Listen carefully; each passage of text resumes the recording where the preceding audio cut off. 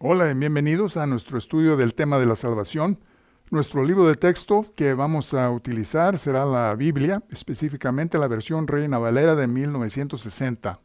También utilizaremos como guía de estudio el libro de salvación por Mario Vélez, titulado Un estudio del tema de la salvación.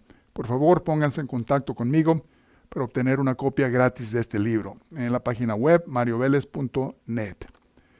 Esta será la primera de muchas lecciones de esta serie sobre el tema de la salvación. Nuestra primera lección de nuestra serie será titulada Lázaro y el hombre rico. Esto va a ser lo que vamos a examinar en esta lección, pero antes de empezar nuestra lección, solo quiero decir que si tú eres un creyente en la obra sacrificial de nuestro Señor Jesucristo como Salvador, por favor, asegura que tú has nombrado todos los pecados en privacidad en tu mente a Dios el Padre, a través de la técnica de confesión de 1 Juan 1:9. ¿Qué nos dice?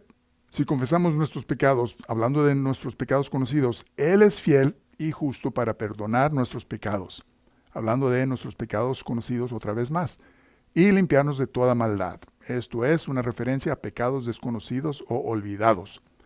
Como resultado del uso de 1 Juan 1:9, tú estarás en comunión y bajo el control de Dios el Espíritu Santo, y preparado para aprender los principios de la palabra de Dios.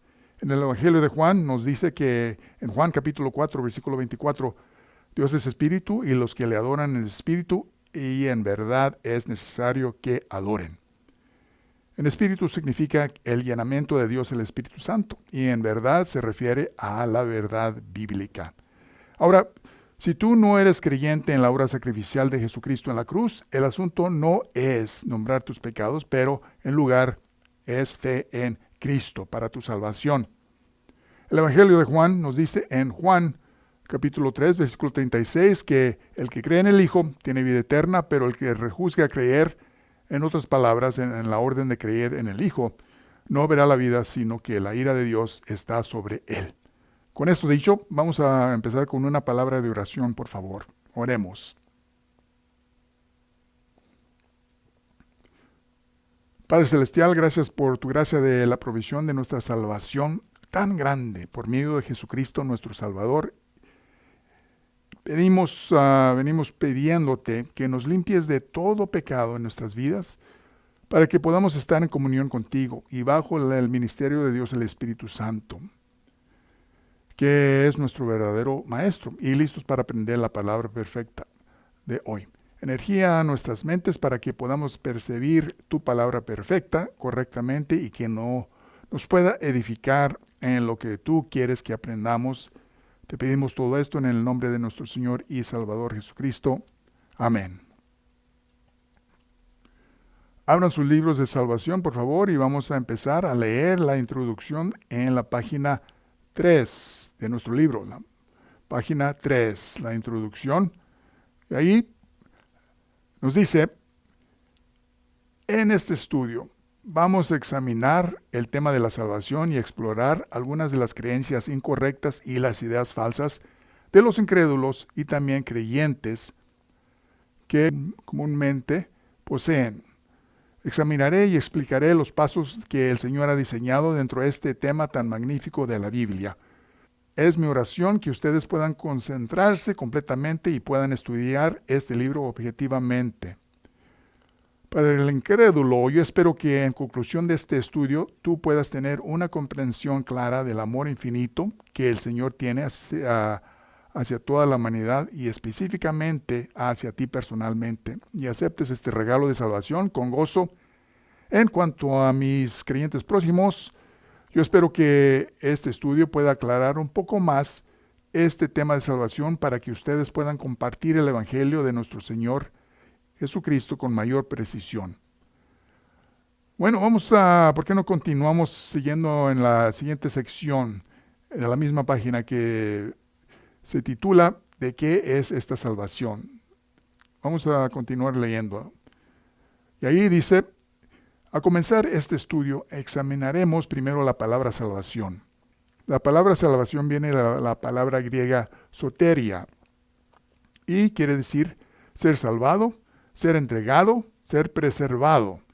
El concepto relacionado con esta palabra es uno de ser rescatado de una posición perdida a una posición de seguridad, y mientras la palabra connota también un entregamiento del daño físico o la muerte física, el enfoque de este estudio es el entregamiento de las consecuencias de nuestra muerte espiritual, que tiene como resultado la condenación eterna en un lugar conocido como el lago de fuego. Esta condenación se sabe más con lo común como gastando el futuro eterno en el infierno.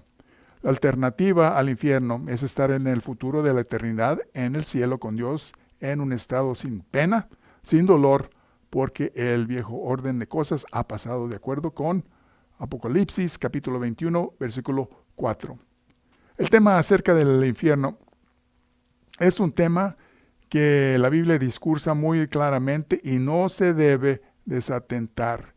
Y al contrario de la creencia popular, uno que está consignado al infierno de ninguna manera está en un estado de descanso. Ignorando el infierno no cambia el hecho de su realidad más que ignorar el hecho que si saltamos de un avión nos vamos a abrir la cabeza. Afortunadamente Dios ha proporcionado una solución para este problema en el Señor Jesucristo, que nosotros veremos al progresar por este estudio. El infierno se refiere comúnmente en la Biblia como el lago de fuego. Este lago de fuego será el destino final no solamente para los ángeles caídos, pero también para toda la humanidad que no ha aceptado a Cristo. En Mateo capítulo 25, versículo 41, nosotros somos dichos que ese infierno se preparó originalmente para Satanás y sus ángeles caídos. Desgraciadamente, los que no aceptan la salvación en el Señor serán lanzados también al lago de fuego. Ahora, la referencia a los incrédulos no es esos que no creen en Dios, pero específicamente en Jesucristo como su Salvador personal. Jesucristo es la solución de Dios a nuestro problema que pertenece sobre el futuro de la eternidad en el lago de fuego. Bueno, voy a parar aquí para decir que el lago de fuego es un problema real y muy grave que no se va a desaparecer simplemente porque lo ignoramos. Veamos un ejemplo en la palabra de Dios para ver esto. Así que abran sus Biblias en el Evangelio de Lucas, capítulo 16, versículo 19 al 31, para poder leer esto directamente de nuestras Biblias. Por supuesto, pueden pausar la lección hasta que encuentren a Lucas, capítulo 16, versículo 19 al 31. Si es necesario, busquen en el índice al principio de sus Biblias por el Evangelio de Lucas y luego, cuando encuentren el Evangelio de Lucas, encuentren el capítulo 16 y sigan hacia el versículo 19. Como les he dicho, pausen la lección si es necesario.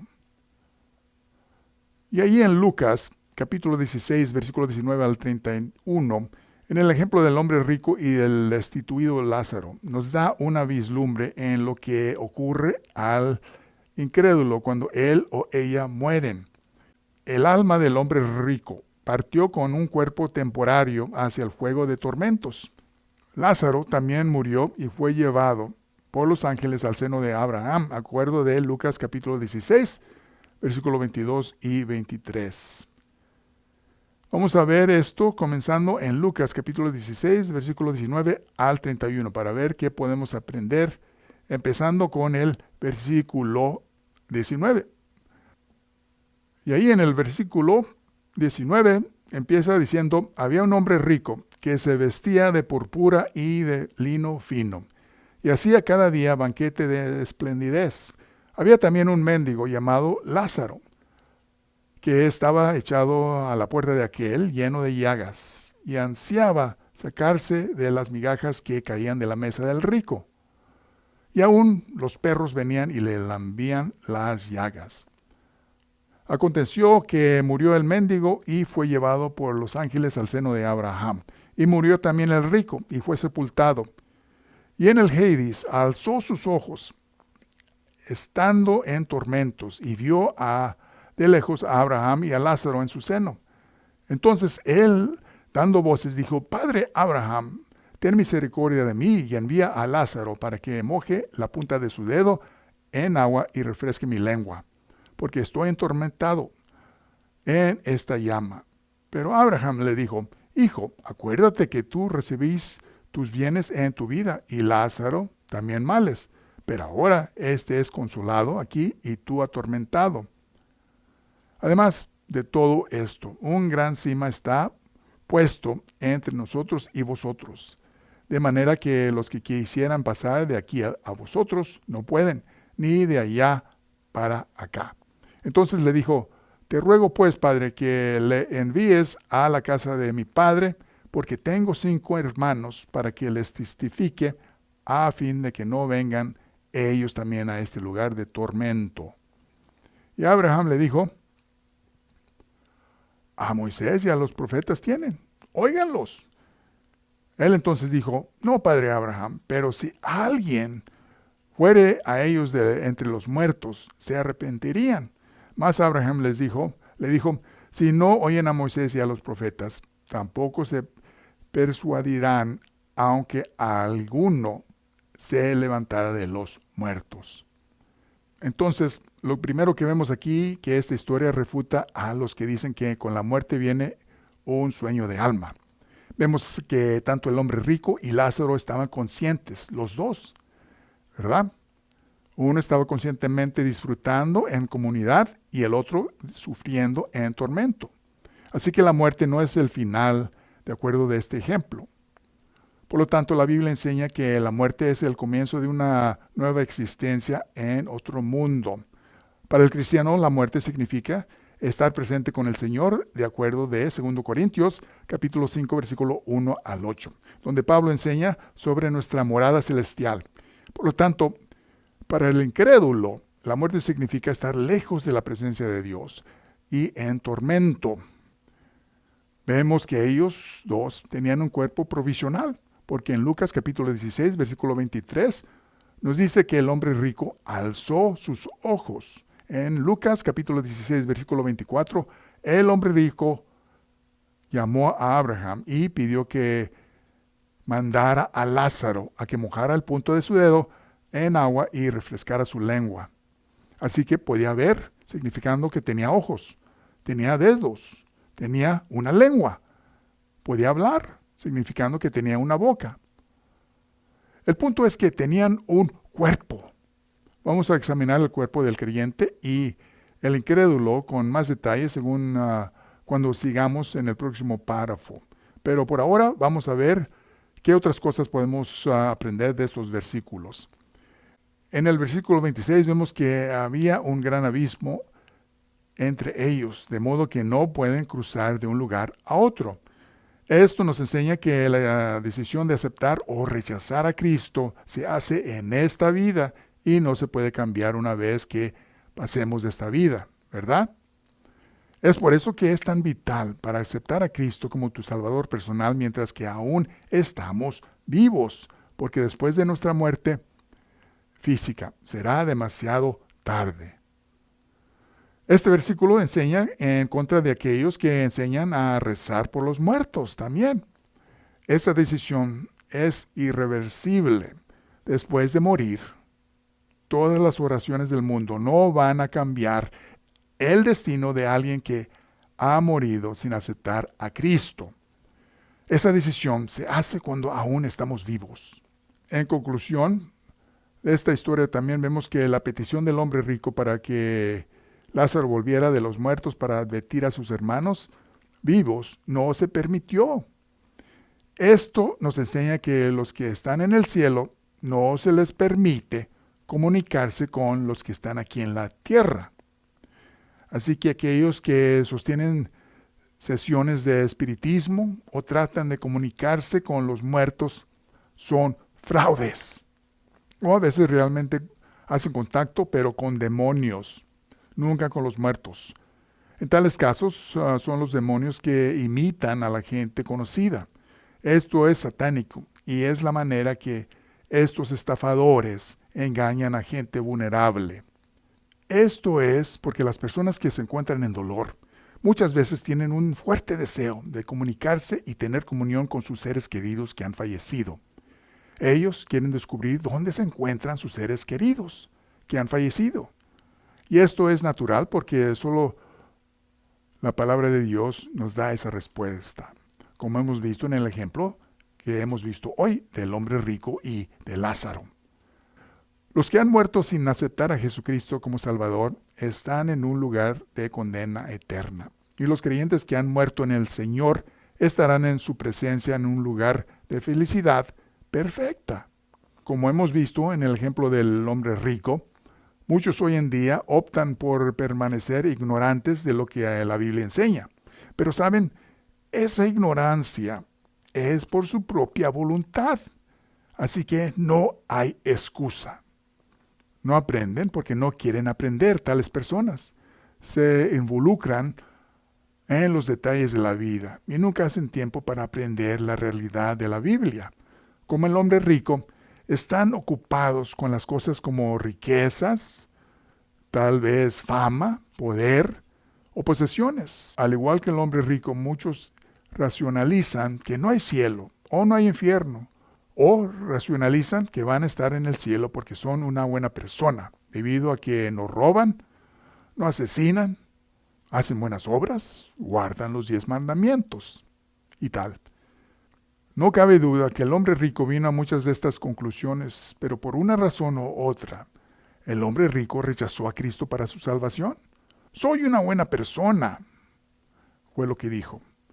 Sin embargo, sin darse cuenta que mentalmente pecamos constantemente cuando mentimos, codiciamos, juzgamos, chismeamos, difamamos, odiamos, nos peleamos, o tenemos celos, tenemos envidia. Todos estos son pecados mentales. No se pueden ver estos pecados mentales, pero son muy real. ¿Sabían que el hombre rico ha estado en tormentos por más de 2000 años? Y se encuentra en tormentos ahorita mismo, simplemente porque rechazó el mensaje de que Cristo es el único camino al cielo. En este momento, el hombre rico no está pensando en la buena persona que era, ni acerca de sus riquezas que él tenía mientras estaba en este mundo. Él no está pensando en la buena vida que tuvo cuando vivió aquí en la tierra, ni de la buena familia que tuvo durante este tiempo. Ahorita mismo, solo lo que quiere el hombre rico es que su tormento se termine, pero va a seguir en tormento interminable. Por supuesto, esto no es agradable. Es una situación que se puede cambiar en un instante de tiempo, cuando aceptamos por fe y solo fe a Jesucristo como nuestro Salvador personal.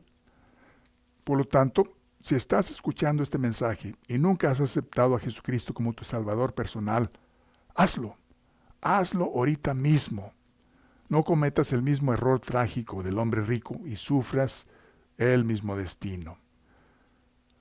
Bueno, en nuestra próxima lección vamos a ver el cuerpo glorificado que vamos a recibir como creyentes en el trabajo sacrificial de Jesucristo. Así que vuelvan y continuaremos en la lección número 2. Pero por ahora, ¿por qué no cerramos nuestra lección de hoy con una palabra de oración? Oremos, por favor. Padre, te damos gracias por este tiempo de comunión en tu palabra.